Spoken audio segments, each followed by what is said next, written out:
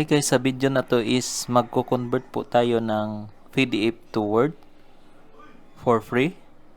So kung PDF na files guys, hindi natin siya mai-edit. So i-convert natin siya to Word. So ito yung ating i-convert na files. Naka-PDF siya, parts of a computer. So i-click lang natin ito.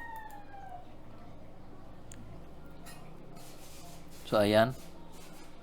So hindi natin siya mai-edit. Ayan.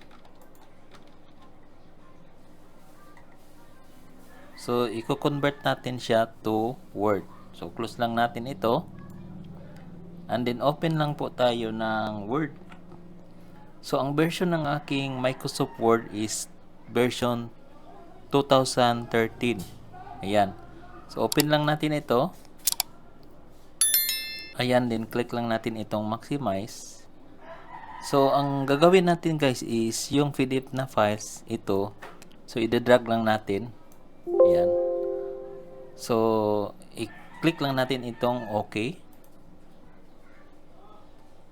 Ayan. So, nako-convert na siya through Word. Ayan, ma-edit na natin siya. Ayan. So, ayan lang guys.